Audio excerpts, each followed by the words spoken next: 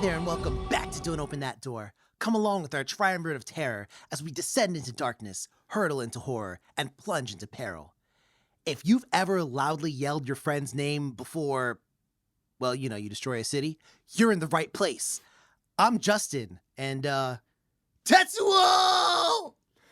Konnichiwa, watashi wa Nico desu, soshite kyo wa Kaneda! Wow. Well, I'm Dan and Akira. And we are here today to review Akira. So this was written and directed by Katsuhiro Otomo, and we will be referencing the Pioneer dub here.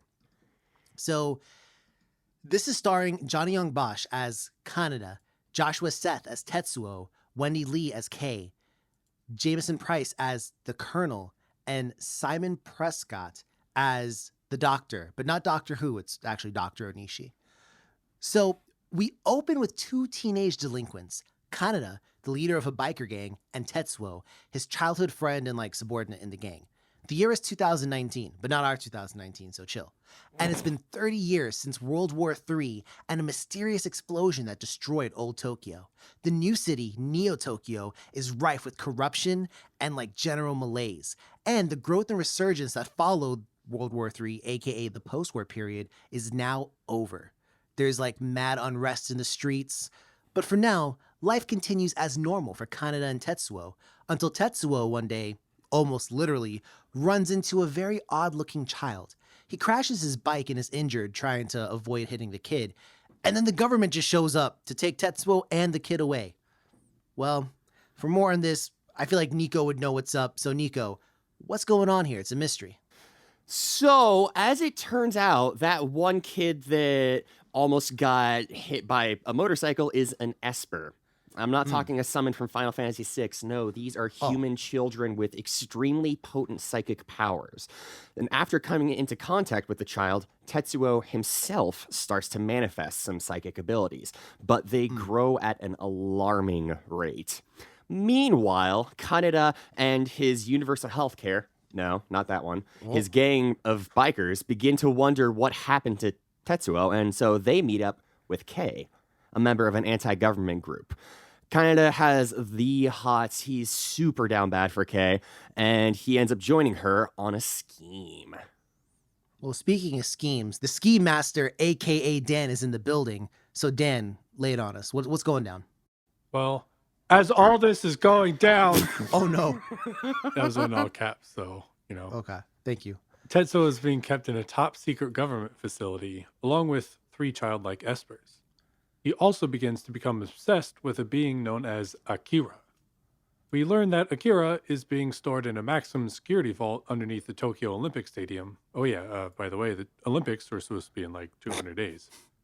Tetsuo's new powers cause him extreme pain, but he starts to break out of the government lab as Kaneda breaks in with Kei and the anti-government group. Things start to go to shit, and Tetsuo overpowers the other espers and leaves while Kaneda and Kei are caught by the government. Unfortunate. Call thy name Nico. What's happening next? So the espers free Kaneda and Kei using their psychic powers, not some kind of MacGyver shit. I don't know what you were expecting if you thought that. And we learned that Akira is essentially an all-consuming entity, similar to how an amoeba eats and just their whole life cycle. And that Tetsuo's powers will eventually take over and consume him entirely. Speaking of, our boy, Tetsuo is going on a rampage, destroying Neo-Tokyo on his way to meet Akira. He penetrates Uwu, the security, and unlocks Akira's storage unit, only to find that he's dead. Lamau, and his organs have been stored for future generations just in these neat little mason jar-like things.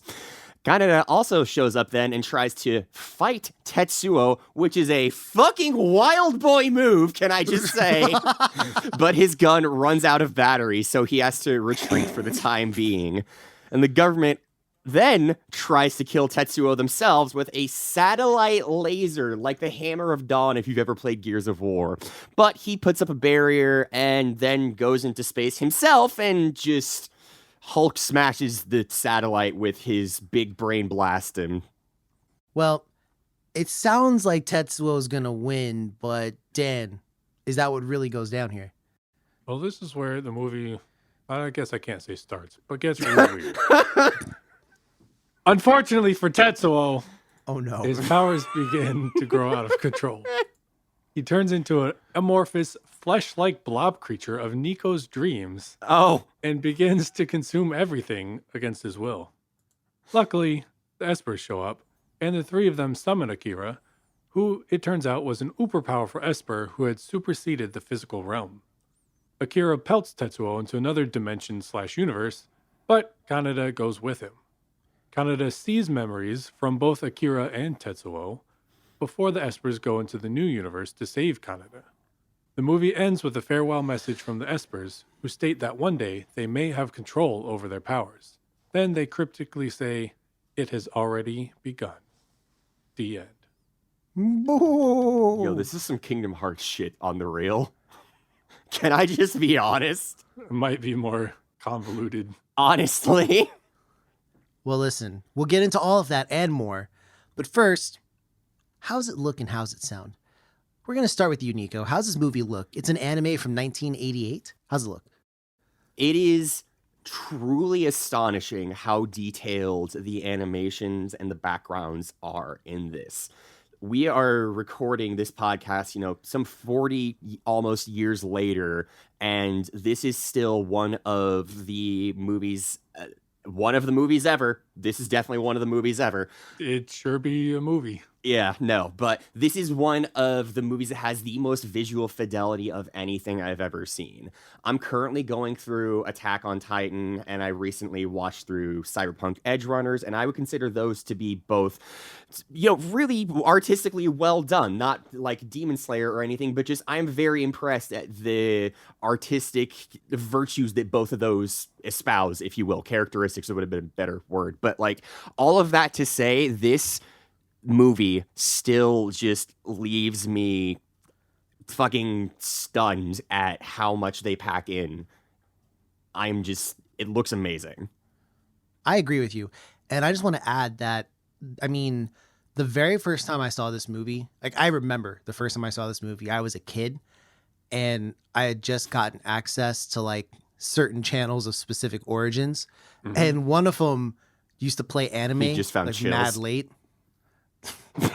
And so I remember I watched this and Ninja Scroll in the same summer, and I was never the same after that. Yeah. So I just remember to see it as a kid, and then now, as an adult, it still looks amazing to me. Everything is so detailed, like Nico said. The colors are so vibrant. Like when people get shot and they bleed, the blood is everywhere. I just gotta say. And when Tetsuo turns into the Nico flesh being, I think that it's Why just... if you cast this on me? I just think that it's really good. But Dan, any last comments on the looks from you? I agree with you guys. It's a really cool 80s art style, but also really high fidelity of that. It's super cyberpunk. It is. It is very cyberpunk. And I think it's one of the big inspirations for a lot of cyberpunk today.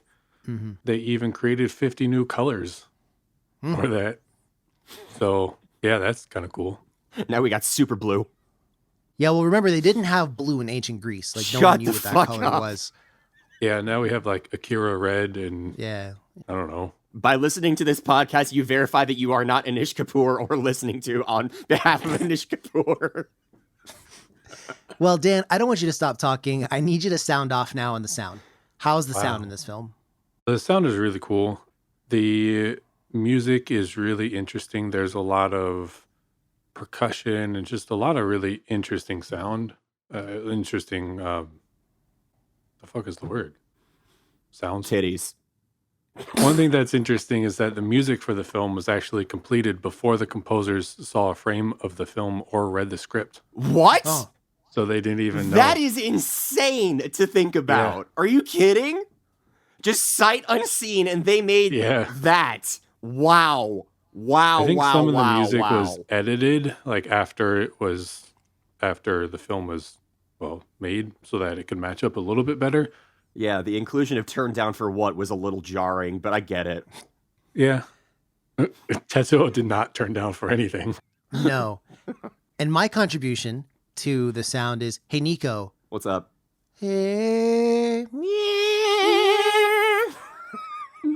I say all this to say there was some vocalizations and chanting throughout the movie that I thought were equal parts kind of disturbing and creepy, kind of put you on edge because you felt like you were watching something that was going to be kind of beyond. So I liked it. But Nico, anything you got to contribute here to the audio waves? Something that we've kind of already touched on is the voice acting. Have any of you seen the Japanese version? I haven't. Yes. No. Okay. How does it compare, Justin? In my opinion, I'm biased because the first dub I heard was this English dub.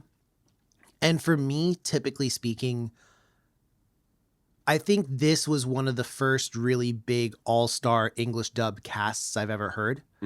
Because, I mean, you look at the names in this one and they're still like bosses of the English, speaking anime industry. So I think Japanese dub, and I don't want to insult nobody by saying like, oh, it's not as good, but like to my American ears, I prefer the English dub because it's something, and it's also just so iconic.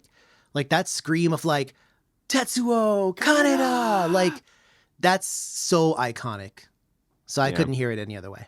That's fair. That's fair. Now, I do have a question for the two of you guys. So listeners will know that this is a horror podcast. So why on earth are we talking about a cyberpunk science fiction anime on this podcast?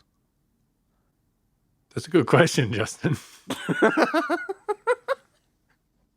I think near the end, a lot of the movie doesn't feel particularly horror-y, I would say. But the last Horrific. Horrific. Yeah, that word.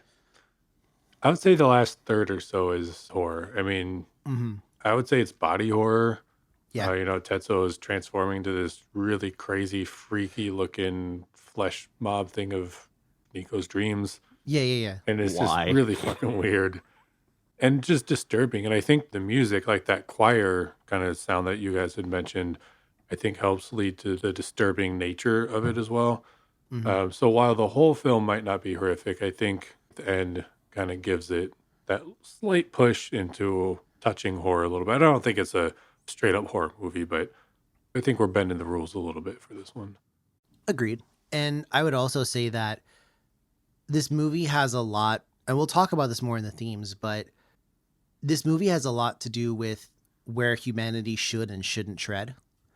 And sometimes there can be horrifying results from things happening. And I don't want to talk about, the big thing until we get to the themes, but I think that's also part of it. Because part of horror sometimes is we went too far and now we have to put up with the results of what happened. And this movie has that kind of in spades. But Nico, enlighten us. So one thing that I was thinking about and just trying to be conscious of the entire time I was watching it is the fact that this is something that a team of people actually drew. And I'm thinking specifically back to about the halfway point when Tetsuo's in the baby room where all the toys start to come alive and leak and vomit milk everywhere. Like, that shit straight out of a horror movie. And if that was live action, that would be fucking terrifying. And just thinking about the scenarios that are set up in this from about that point onward, a lot of the movie, I would say about half, maybe 2/3 at least, is sort of building the groundwork for the tone and stuff. But if you look at what's happening with the characters and the way that everything around them is just literally deformed, I think it can definitely be seen as horrific in those parts. And given the significance of just how everything continues to go to shit, I think it gets an honorary membership in the horror umbrella. If not for that, then just for how it has influenced fucking everything, which I know we're going to talk about in a little bit. So I won't say as much on that right now. Well, no time like the present, I'd say, because this thing has a massive legacy. And I do think that it's worth discussing. I mean, Dan, you talked a little earlier, but the influence on the cyberpunk genre and just generally science fiction, particularly in anime, but And anything with a motorcycle ever. yes. Yeah. So, I mean, can anyone speak on anything else? Obviously, aside from that. And I think a lot of the dystopian nature of the setting. The one thing that I noticed that I hadn't noticed before that when I watched it, in a lot of cyberpunk, there's a big emphasis on corporations. Mm-hmm. Like I was reading Neuromancer a while ago, which is one of the classic like cyberpunk inspirations. I gotta read that. Really good, by the way.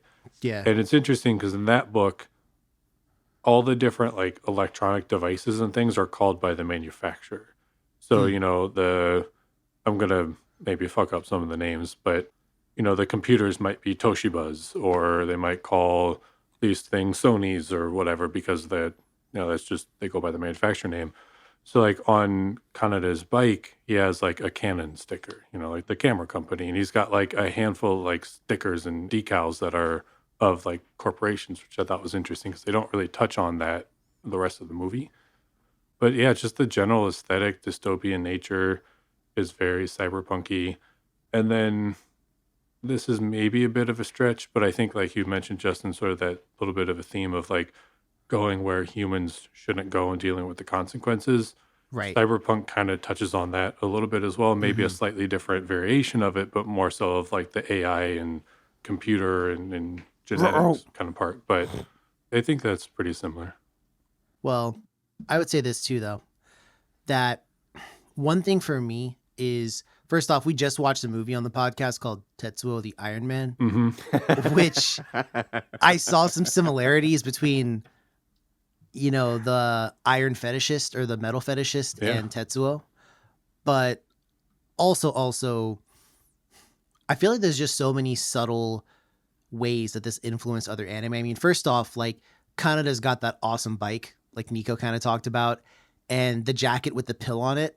So they don't really go into it too much, but I think that's the name of his gang. They're like the Capsules or something, and they sell drugs. It's like the scene of Black Dynamite, but Black Dynamite, I sell drugs to the local community. Like, yeah, like they do that.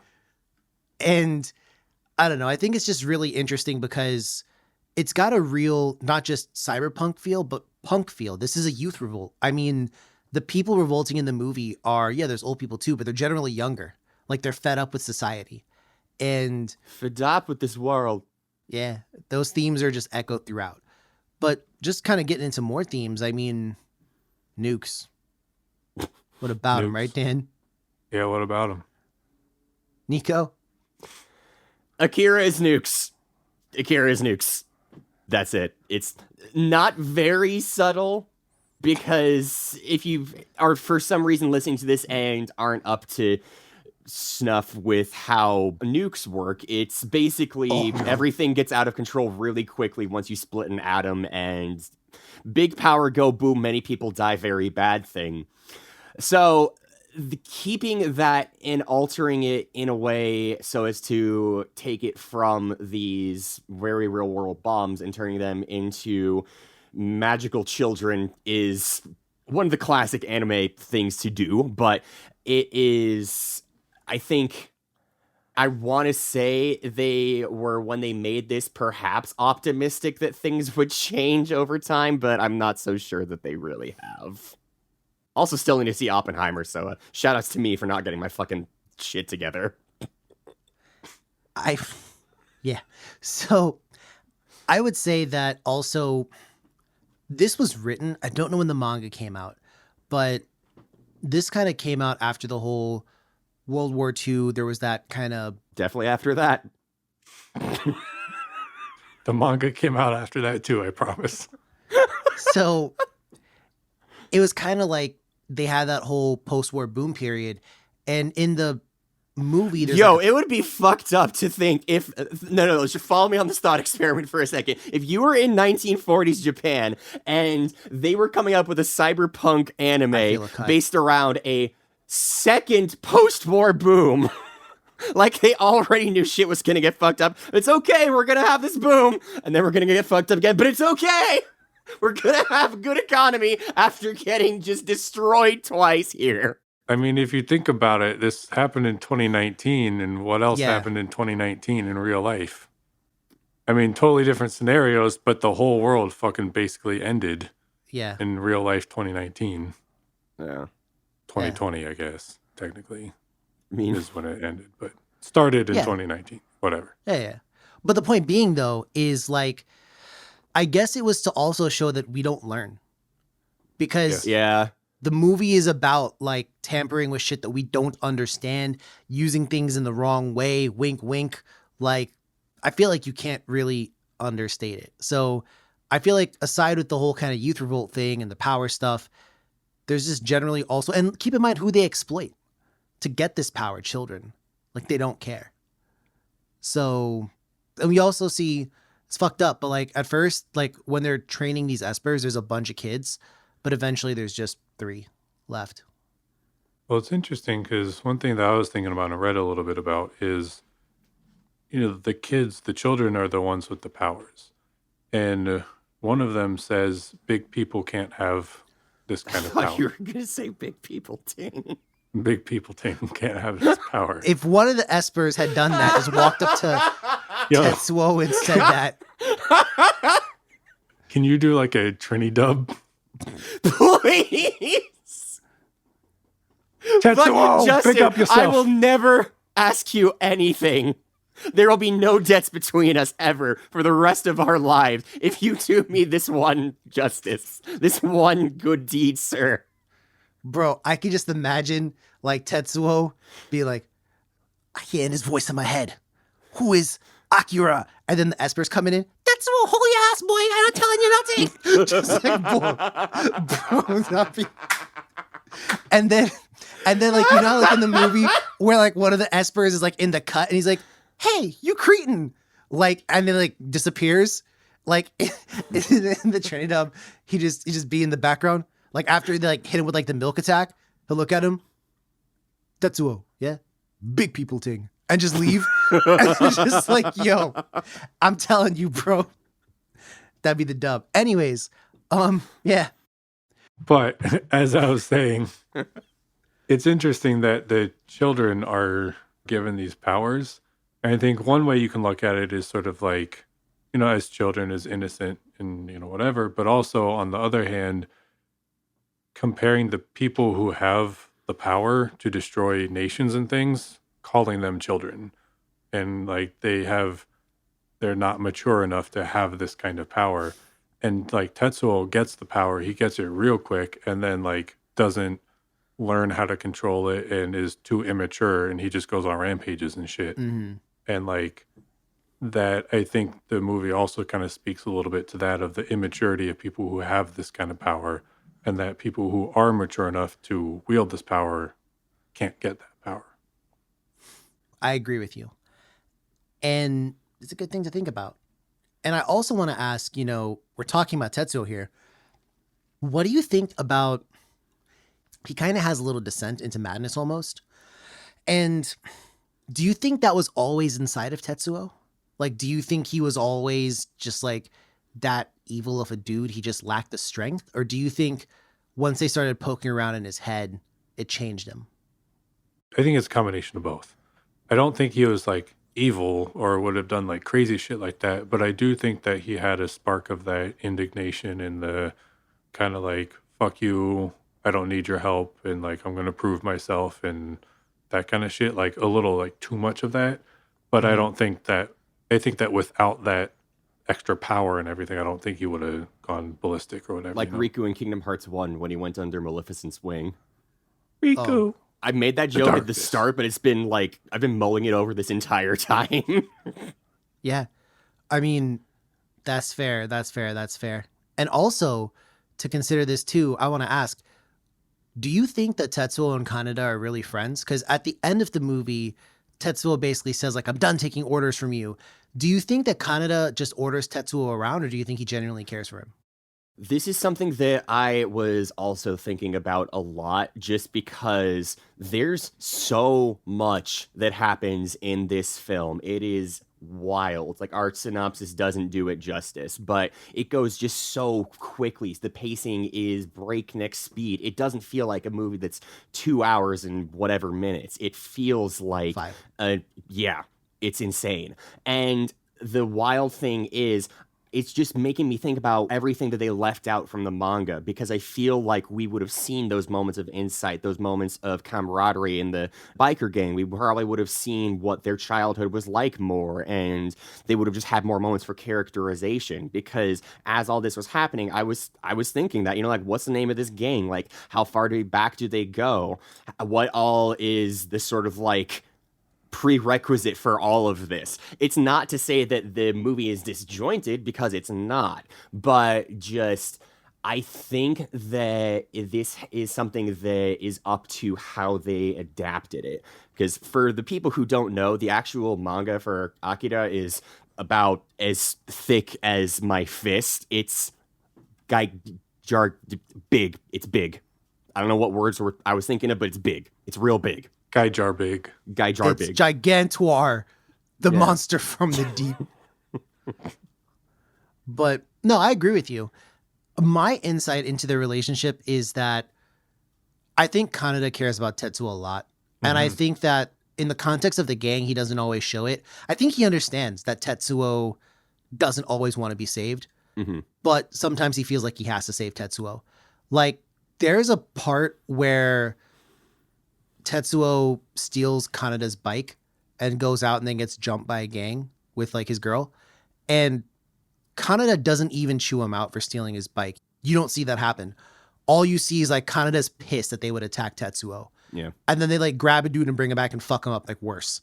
So also incredibly badass in that scene, a dude like drives his bike towards Kaneda, which was apparently the wrong move.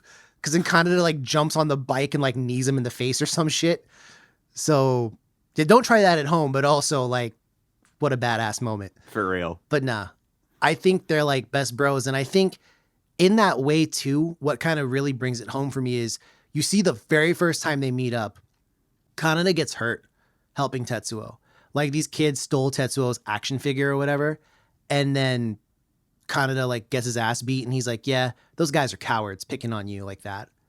And I was like, respect. So that's how I feel about it. And plus, Tetsuo kind of feels like old Yellery when it's like, What? Kaneda's like, he's my friend, I'll put him down. He literally says it. If someone's going to kill Tetsuo, Man. it's going to be me. Old Yellery. Oh, Yellery? I mean, they do a lot of yellering. Yeah. That's all! Kaneda! And I want to ask you guys about one scene in particular before we continue forward. So Kaneda and Tetsuo are fighting, but when the satellite beam drops the first time, Tetsuo, he shields Kaneda from it. He protects him. He could just as easily just block it himself, but he puts it up high enough to shield so that he protects Kaneda. Like, literally, the first time it happens, Tetsuo loses his arm, but he's still able to keep focused enough to protect Kaneda. So what does that say about him and his friendship? What does that mean? It's very Goku, Vegeta. It's very Naruto, Sasuke. It's very shonen. Like, I think this is one of those tropes in a lot of shonen where two of the protagonists will eventually split off and become arch rivals, nemesis and stuff. And I don't say that to minimize it, but I think that this is just, again, speaking to the influence and how much of an impact this film and manga has had on a lot of our current media. I think this just goes and further solidifies it as one of the sort of foundational texts in a lot of not only just culture, but, well, yeah, culture, actually. All right. Well, fair enough. Well, it's time for the what would you do? And I guess this is going to be pretty simple here, but one of us is going to be the government, one of us is going to be Tetsuo, and one of us is going to be Kaneda. So who amongst us is more than likely to be the government, be that colonel? I mean, of all of our professions, I work the closest with the government, I would say, or closest in conjunction to government. Technically, you are a government employee. Yeah. Right? Yeah. Yeah. All right, Fed. I'm one of those Yeah. Arasaka Corpa bastards. I know, right? All right, Nico, you'll be the colonel here. Dan, between me and you, who's Tetsuo and who's Kaneda? I think you are Tetsuo. I think so too. He has the least amount of hair. You're like an amoeba. I'm the Yo, his Emilio. hair grows so fucking fast, too. Can we just Is talk that what I about need? that? Do I need to unlock my Esper power? Yeah, bro. I'm slacking. But no, so let's say Is that also an influence on Dragon Ball Z? I feel As like they it's get more gotta powerful, be. their hair changes. yo, but wait, but Dragon Ball Z was before that though. Didn't the manga start in 87, I think? What, DBZ? Yeah.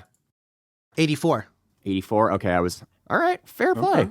I don't know when the Akira manga came out. Yeah.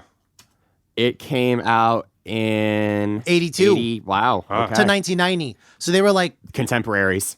yeah. Good shit. So anyhow, yeah. Now I got a question. So let's say, we got a biker gang.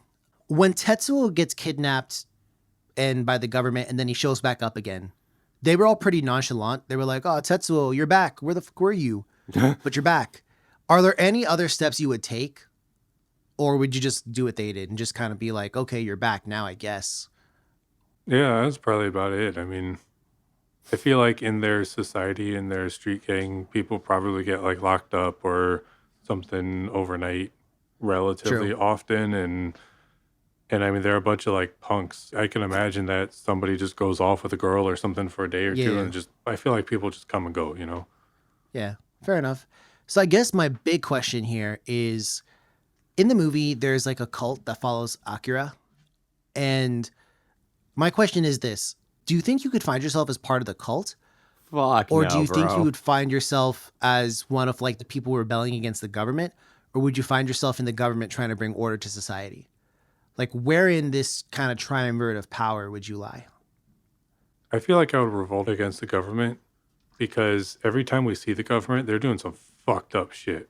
Yeah. Like, bro, they're like shooting people down. They're like shooting smoke grenades point blank at people. Yeah. They're doing some fucked up shit. I'm probably right there with you. I Yeah. think that especially in that kind of society, there's really no recourse. You can't live a regular life. Some people try, but it's just too fucked up. Nico, I heard you agree. Yeah. I've been keeping silent because I guess I'm the government in this scenario. Yeah. So I guess in this... That's over now. I was just asking. Oh, okay. All right. Then, yeah, fuck him. Now, my last question is after, right? Because we get the whole scene where they're going to have to rebuild again. Are there any messages, not that you, the viewer, but do you think the characters and the government, do you think they walked away with a better understanding, or do you think they're just going to make the same mistakes of the past again? I feel like they're going to make the same mistakes because, like, except for the main cast, nobody really has any idea what the fuck is going on. So, like, think about it, though. If you were a random citizen of Neo Tokyo and then suddenly you just get fucking spirit bombed, like, what would you be thinking? I don't know, man. I feel like it will happen again, but they also have learned some things, and maybe it'll happen to a lesser extent. Because at the end, the Espers say that they are gaining control, or that they will gain control of their powers, which, if we think about themes, I think that's like people slowly, unfortunately, realizing the power of nukes and whatnot. And as close as we've come since the big time when we dropped the nukes, like it hasn't happened yet, and so people do, I think, understand that power that we can hold. So I think the anime is trying to say like, oh, we will slowly over time learn. And it might take a few mistakes and a few destroying the worlds, but we'll eventually get there. I think it's a good place to end it. And let's go to the critical review here. So give me your best guess. Hit me with your best shot. What do you think this movie got rated on Rotten Tomatoes by critics? 92. I'm going to say... When did this come out? 88? Mm-hmm. I'm going to say 93. This is the first time ever on Don't Open That Door that we've had a draw. It's rated 91. That's not a fucking draw. What? 92 is closer than 91, bruh. Okay, dear audience, my Esper powers didn't work. So, Dan, you win. Your basic arithmetic powers didn't work. You're trying to take my victory away from me. I know. But the audience was right there at a 90% as well. So it's pretty well regarded. So I want to ask, what's your rating of the movie? And if you can give me just 1 or 2 sentences, your overarching thoughts, and then maybe a favorite scene. I'll go first. I'm going to give this a 94. This is a dense movie, a very, very, very dense movie. You're probably not going to get all of it out of it that you want to upon first viewing, but I do explicitly recommend you watch this more than once. I don't think if we've ever had those recommendations on the pod before, I can't think of very many films that we've done that for, but there's a lot to get out of it and a lot to appreciate from this that is still impacting culture today. I think it is something that honestly just everyone should watch, regardless of if you're viewing this for science fiction, for horror, for anime reasons. Anime? What the fuck am I, 50? Yeah, just go watch it. My favorite scene is the opening scrawl upon to Neo Tokyo. Is just so fucking cool, man. Sprawl, not scrawl. Got you. I'm pretty close. For me, this gets a 93, and I think that this is peak anime. Oftentimes when I watch, particularly an OVA or a movie, in my head, I'm always like, there's like tiers to this shit, and Akira is like S tier. This is really, really, really, really, really, really good. The only criticism, and it's not even a criticism, it's just a personal liking, I would have liked to see more humanity, more human elements, but that's already a 2-hour movie, so how much more could you really add? And again, to Nico's point, I bet you a lot of what I want is probably in the manga. So that's my thought process. My favorite scene, and this is so stupid, they go to school, right? And then they all line up in the principal's office, and Kanada's trying to look good because he's in like a polo and shit. Yeah. And then like this one dude lines them all up. He's like, discipline, bow, and smacks the shit out of one of them. Discipline. And he's like, discipline, discipline. And like, just like, he even punches one of them dead in the face. Yeah, that was wild. And then they just walk out and like, they're all like, oh, like, fuck you, old man. I'll see you outside later. Like, I'm like, yo, what kind of school is this? So yeah, it's pretty funny. So that's my favorite scene. A more serious one would be where Tetsuo saves Kanada, because I truly believe that no matter what, they're still friends to a certain extent. Because even when he gets in trouble, Kanada's the first person he calls for help every time. So that's me. Dan, where are you at with it? I'm going to give it a 93. I think this movie is, I mean, I can't say much that hasn't already been said. I like how dense a movie it is, but I think that you can get a lot out of it on first watch, but you can get a lot out of it on second, third, fourth, and fifth watch as well. It definitely has a lot of rewatchability. There's stuff in it for almost everybody. I think there's some like crazy scenes, like crazy, like kind of comical, funny scenes. Yeah. Some of them aren't even supposed to be comical, I don't think, but they kind of is. Yeah. But there's a lot of really serious stuff. It's got like the whole range. I think the themes are very poignant, and I just think they're really, really deep. And the music is really interesting. The artwork is awesome. So 93 for me. Favorite scene is, I think, similar to Justin, that scene, not just when he saves Kanada, then from like I assume you're talking about the laser. My favorite scene is like that whole sequence, that whole fight, and everything. It's so kind of good. everything's at such a big scale at that point. He literally goes to space for like a minute, you know? Yeah. But that's my favorite part. Okay. Well, I feel like this is kind of a gimme almost, but we recommend this movie, right? Yeah. Absolutely. And I'm going to nominate it Golden Seal of Approval for sure. I think it's magical. No, I'm just kidding. Golden Seal, of course.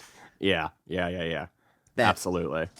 All right. It's been stamped as the Golden Seal of Approval. So yeah, I mean, if you agree or if you're a mad person and you disagree, hit us up. We're on Instagram and X. That's at DOTD Horror. We're not fucking calling it X. We're on Twitter. Get what that it's name called. out of your fucking mouth. It's X, bro. It says my phone X. Okay, my bird is gone. And we're also on Facebook. That's Don't Open That Door. Plus, you can check out everything we've done on our website, which is, of course, dotdhorror.com. But till then, Keep yourself safe. Try not to become an all-consuming amoeba. But as always, dear listener, don't open that Tetsuo! door.